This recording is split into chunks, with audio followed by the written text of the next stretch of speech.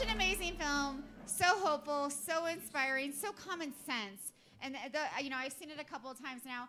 I just love it, and I get to talk to some people who've invested a lot in it, both personally and professionally. So we're going to dig into the story behind Common Ground. Josh and Rebecca Tickell, the directors and producers of Common Ground, will be here shortly, I hope. But right now we have with us Eric Dillon, the film's producer, and Laura Turner Seidel, the director. Go ahead, please. Laura Turner Seidel, the director at Turner Foundation, Inc., and an environmental advocate. I think you're both environmental advocates. And executive producer. Okay, sorry.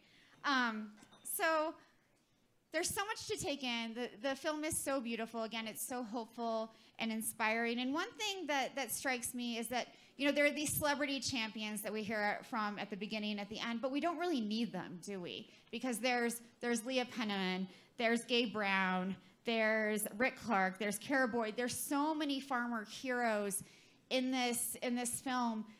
How can we make sure that we are putting those farmers first, that their voices are heard in a more critical way, whether it's in rooms like this one or on Capitol Hill? Write your politicians and tell them that this is really important. Make sure that you're buying stuff that isn't grown in a CAFO, for God's sakes. Buy local from smallholder farmers.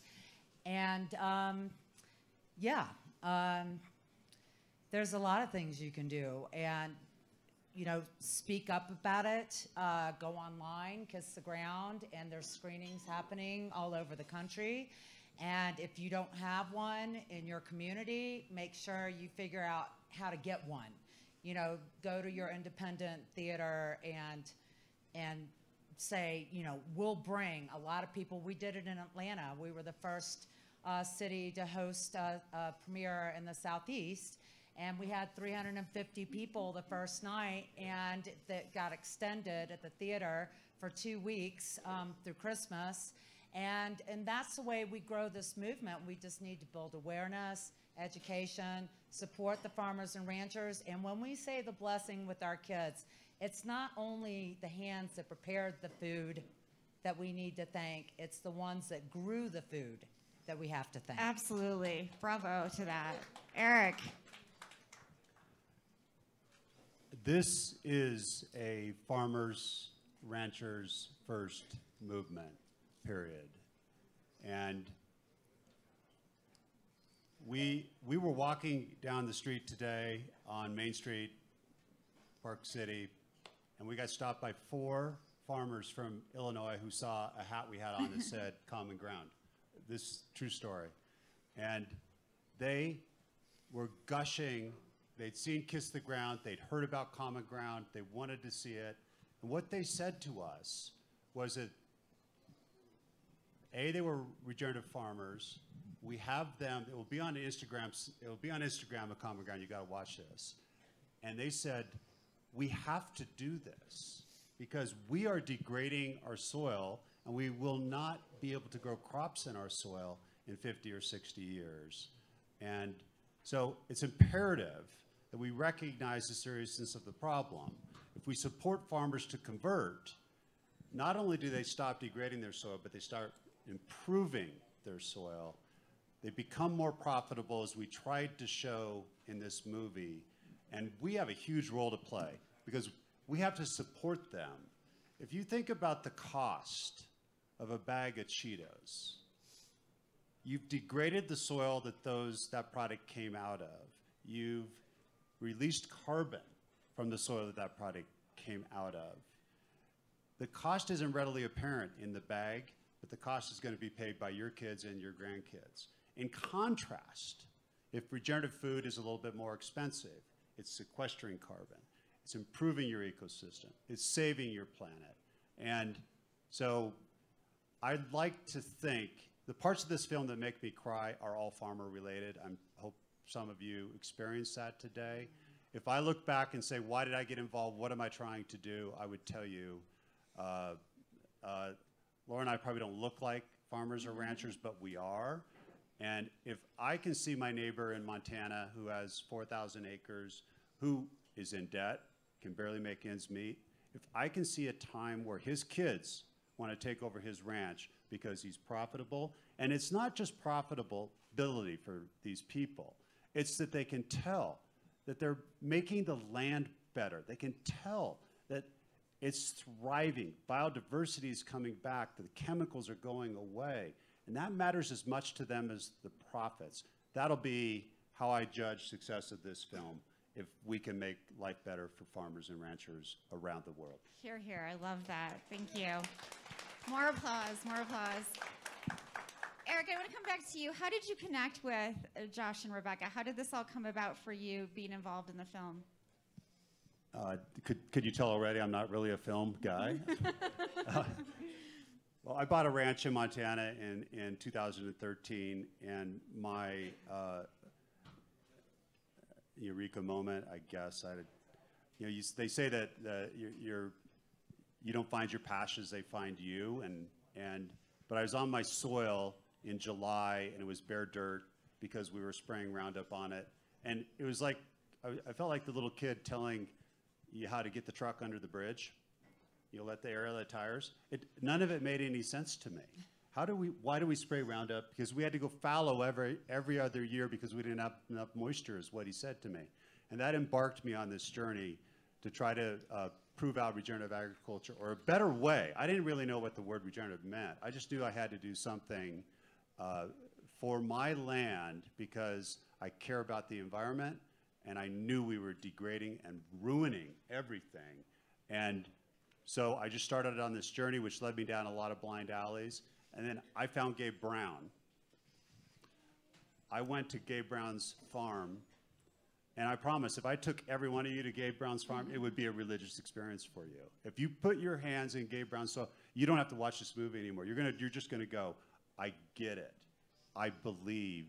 I'm done. It would change the trajectory of many lives in this room if you could see that. I saw it, and I felt that, okay, now it's real. Now I know it can happen. I know I can do it on my own farm and ranch, but I got to tell the world.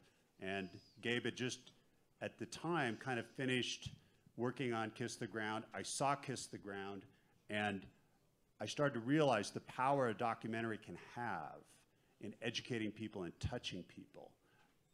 Stanford has a $1 billion climate school because John Doerr watched Inconvenient Truth, Al Gore's documentary on climate. Right. So I just felt that would be the medium.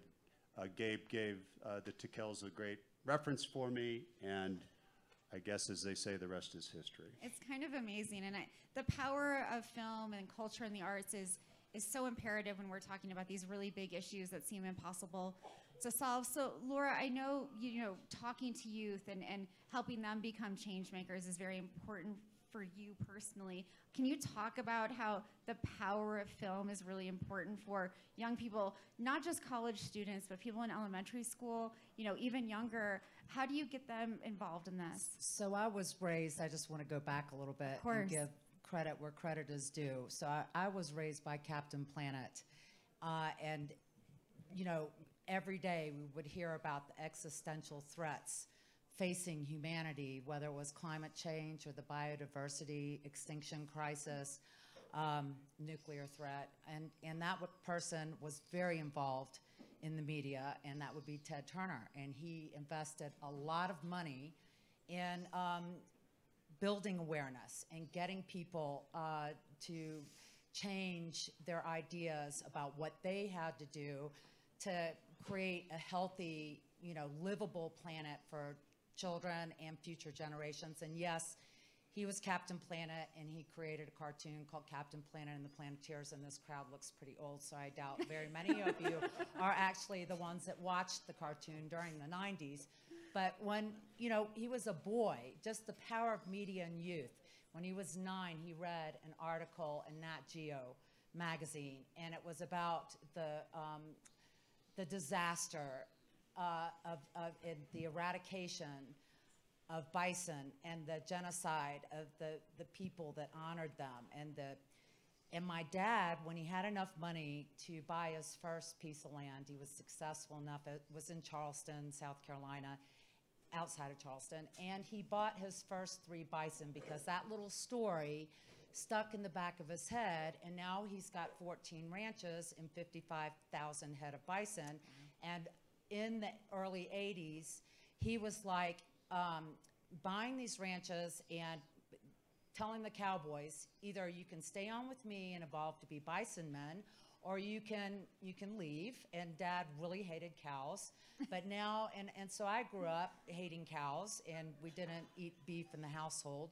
And boy, what a transformation. And I say we put those 1.2 billion cattle in the world to do what we saw on the screen, put them to work. And then one of our consultants, so Understanding Ag, 5 years ago, we started doing soil health academies for our ranch managers and their teams on every one of our ranches in 7 states. And it was transformational. And I've seen firsthand on the ground all of what this movie talks about.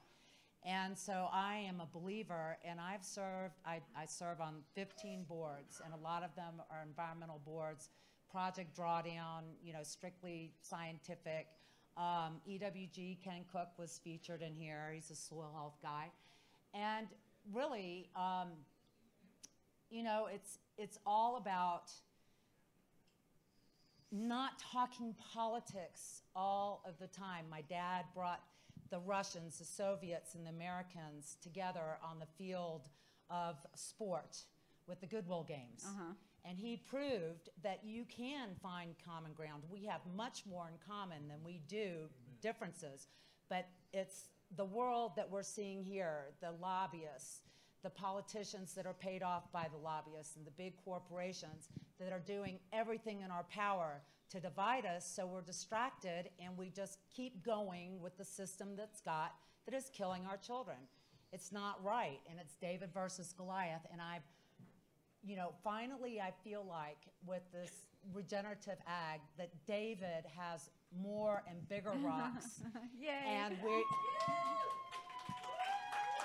I'm sorry, I could talk for hours about it, and I won't. I want to keep on this theme because one of the things I like most about this film is sort of it's bipartisan, it's silo breaking, it's not picking Republican or Democrat or Libertarian or anything in between. It's like, hey, we all have to be part of this. And so I want to bring this sort of the consumer angle into this because I think it's very important that we need this movement of citizen eaters who can support this. You were talking about that before. We need people to buy from regenerative farms. We need them to seek out those things. And I'm wondering how we work to create that in a way through whether it's philanthropy or through, showing people farms. What are some of the best ways that you're seeing, besides having this wonderful film screening tonight, to create those citizen eaters? Well, I'll go after that because Laura had a big head start on me in this topic because of her land holdings, and your father was such an environmentalist, and you were already kind of there.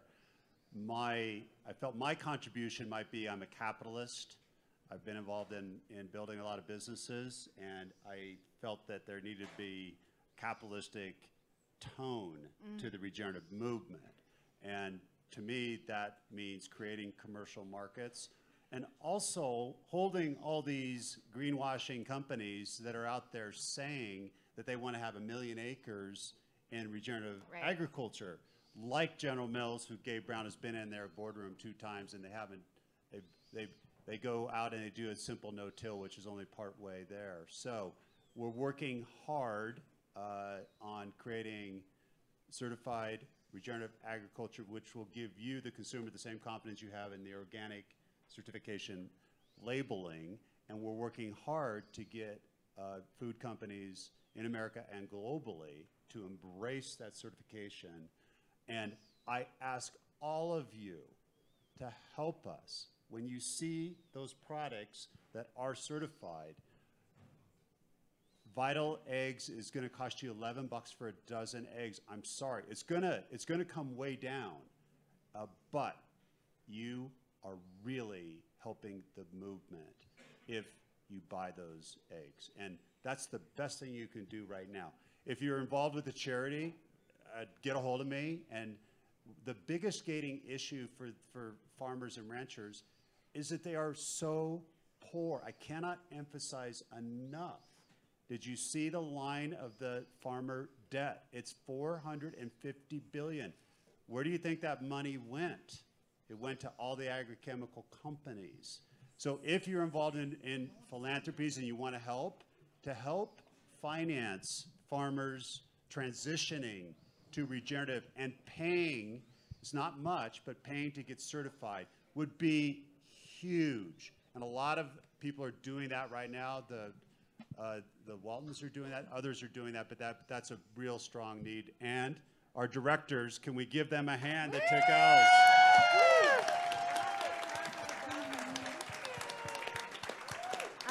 I just want to say one thing. So my mother-in-law, who's celebrating her 81st birthday up at Sundance, and I'm here instead. Yesterday at lunch with a lot of philanthropic leaders in this documentary space, said that this film, Common Ground, was the most important documentary she's seen in 5 years. She just stepped off as chair. She's still on the board of the Sundance Institute. And over the holiday, New Year's, she showed Common Ground to Bob Redford, AKA Robert Redford. And he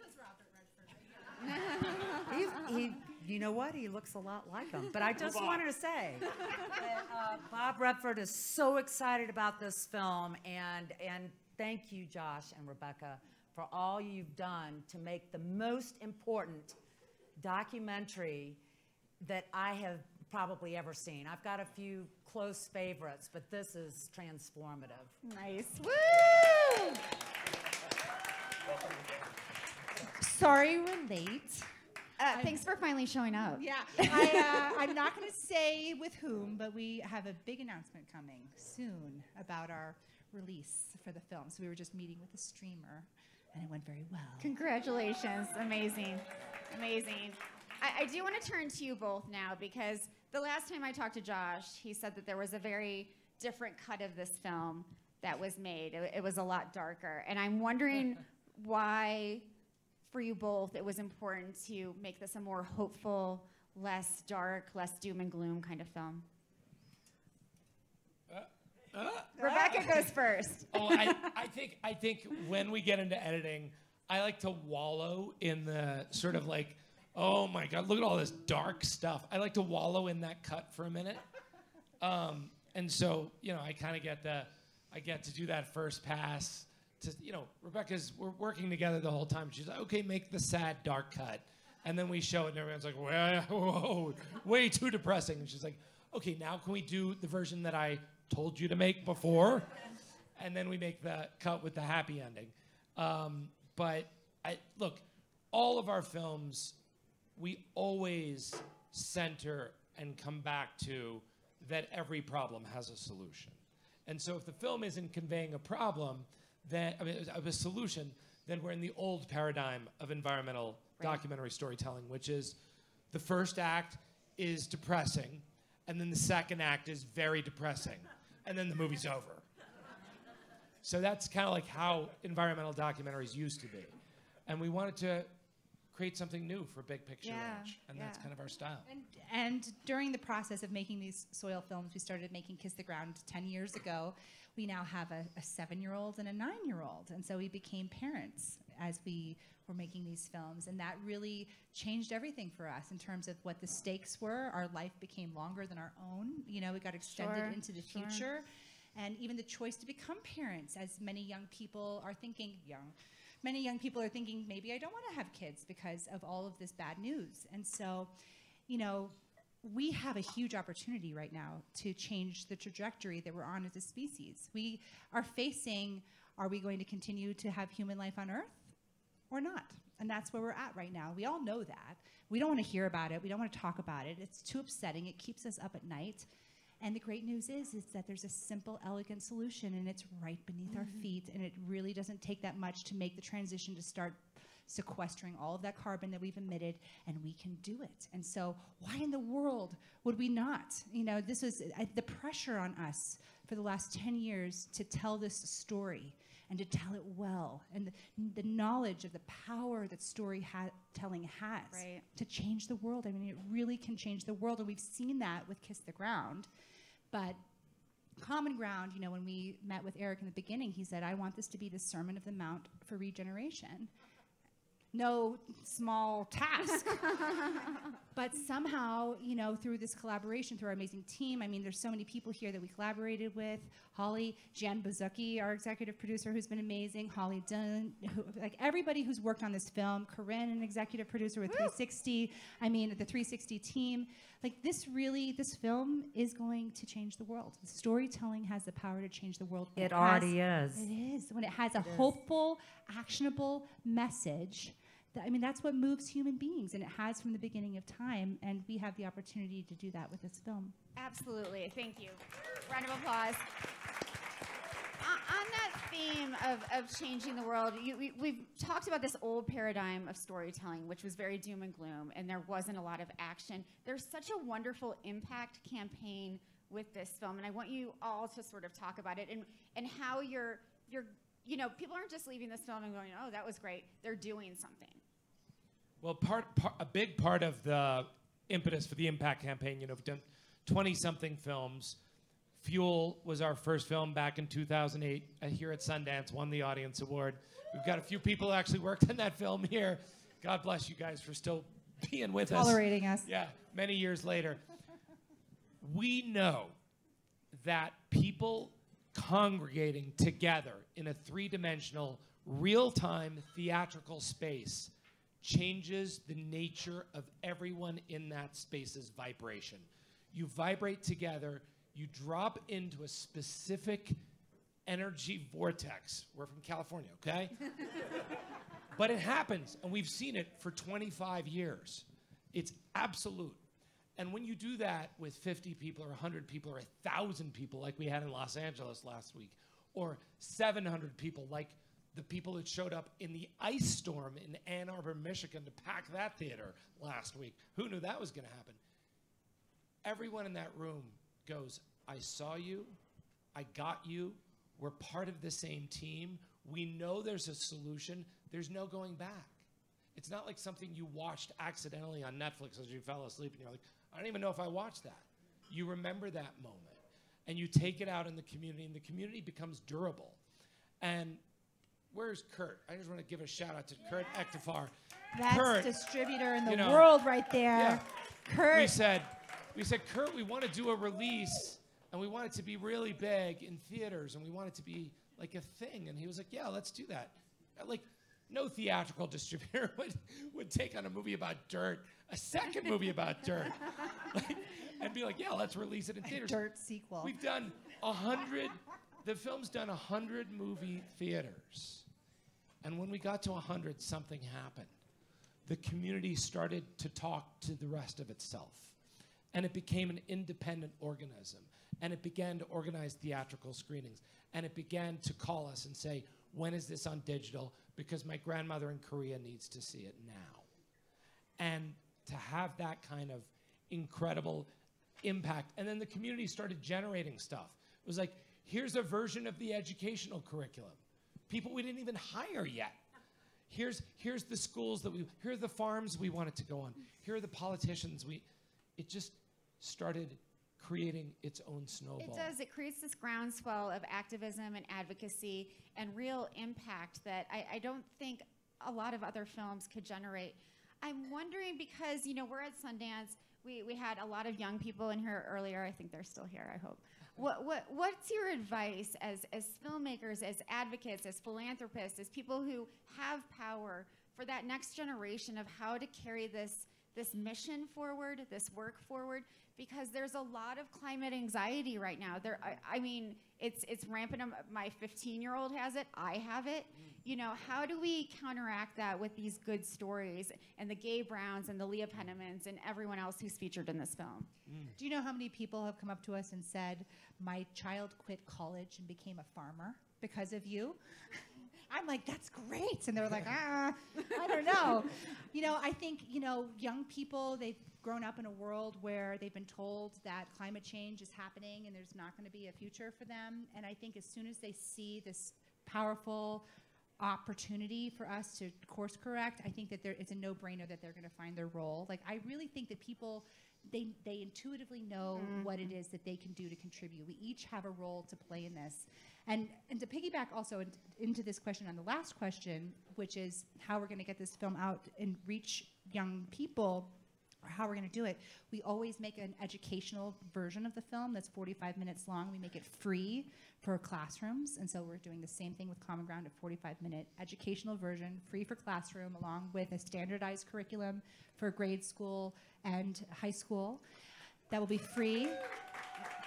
And then we also are doing a farmer version of the film that really deals with the economics and the benefits of making that transition and how to make that transition. That will also be free. We have a Film on the Farm series that we do. We actually have these giant blow-up screens, and we send them to the farmer that requests it, and then they do a big tailgating party, and then they get hundreds of people that drive in. We developed this during COVID because we came out with Kiss the Ground during COVID, and there were no movie theaters. So we created our own drive-ins, and we did it on farms, and people showed up, and they had tailgating parties across the United States. We couldn't believe the success that we had, not to mention the fact that the film through Roku, where's Kristen? We need to give a shout out to you right there. She made the film available to 39 million American school kids and 250,000 250,000 teachers. The numbers of students and young people that have seen Kiss the Ground and that are already requesting Common Ground, that's young people already, they're like, I see that. I know what I'm going to do. This is what I'm going to do with their life. We don't even need to tell them because everybody has a role. Love it. I want to say one thing on this, because what I'm seeing is that status quo is really hard to change, especially ingrained status quo. And old people, we are challenging this. We are shining a bright light on things, a brighter light than we should be on land-grant universities. Guess what? There's 2 regenerative schools already in America in the last 2 years. That didn't happen. There wasn't one 3 years ago. We're doing the same on the agrochemical companies. Older people, some think we've gone too far. Younger people applaud us. I had 10 kids, maybe it was 9 or 10, from Yale on my ranch 2 years ago that were out there working on this carbon thing we're doing to measure the carbon really quickly, et cetera. And I said to them, what are you doing? You all have Ivy League university degrees. You could do anything you want. And they looked at me and they said, this is the most important thing we can work on. So this documentaries like what we've produced, and there's a whole bunch of other really good ones coming in the queue. There's some really good stuff that the kids are going to work on this. It changes their life, and they know how important it is. Plus, do you think climate's a growth industry? How many people do you think Microsoft has hired on for climate? I mean, it also makes economic sense for them. I'm really optimistic on young people getting involved in this movement, even returning to farming. You know, we're not Luddites. We will use technology. This is biomimicry. This is all about nature. This is what nature will do if we leave the planet. Nature will figure it all out easily. But I think that's going to be our biggest win, is with the young people. Absolutely. How can philanthropy and I'm excited about this question. Go ahead. Because, I have been the chair of the Captain Planet Foundation for like 23 years. Yes! And one of our most successful and my most popular program is School Gardens for Kids. So that, as you heard from Gabe Brown, that, you know, a lot of these farmers, the majority of them, never put their hands in the soil. And it is dirt, and dirt is dirty, but soil is a different animal. So if you teach kids how to grow their own food, the concept of their own health and nutrition is changed forever. Alice Waters is a huge proponent. I know Kimball Musk was, and Christiana were here, you know, part of Food Tank. They funded a lot of school gardens. And I really think that if we want to train, you know, people, we have to train the kids, because who listens to the kids? I mean, in the movie here, I love that you featured families. I loved that the children were included. Your own kids had a cameo with the llamas, you know, and that was adorable. But, you know, I think that the culture, we have to change it with the young people, with the cafeteria ladies, and on up the food chain. But for God's sakes, go see your senators and congressmen. I was so proud to see David Scott, who was the chair of the House Ag Committee, from Georgia. Okay, and we've changed politics in this country, and I'm not going to get down on that level because common ground is common ground. But I'll tell you, I haven't been to one regenerative ag event where people are talking about what political persuasion they are. Right. And the feelings are so good and just so lovely. And I love every person in this film, I have to say, except for the bad guys. And Billie Eilish did that song. I don't know if you saw that in the credit, but that was a damn good song. And it just kept going and going and going. Yeah. And that's how you get youth involved. That's how you keep kids engaged in this through the arts, through culture, through people like Billie Eilish. I think one thing, we're about out of time, and I want to make sure that you all have time to talk to the filmmakers and talk to the producers. But one thing that really strikes me about this film is that I am so proud that you put Rick Clark front and center. This Republican farmer doing all of these great things, and he is the face of this, and that just makes me incredibly happy. So applause for that. Applause for I'll Rick text Clark. him and tell him you said that, and Carol too. It's I have to just say something, Jenny. Eric and Holly came to us through Gabe Brown. Gabe Brown, you did, but I don't think you told the part where, for the first time in our filmmaking history, you told us that we could tell any story that we wanted to tell. And did you say that? No, he did not. You know, we have always dealt with being constrained to a certain degree around our storytelling and having to like sort of follow some rules. Not with Eric and Holly. They were like, you need to tell the story. Let's pull back the curtain. Let's tell it all. No holds barred. And so that was really so liberating as filmmakers in terms of our creativity, in terms of what we could talk about, in terms of who we could interview. I mean, it just opened up this whole world. So I can't thank you both. We can't go outside enough. anymore, but it's okay. It's a good And I sacrifice. also want to shout out to Jan Bazuki for fighting for this film as well, because a lot of people wanted us to take certain sections out of the movie, and Jan was like, hell no.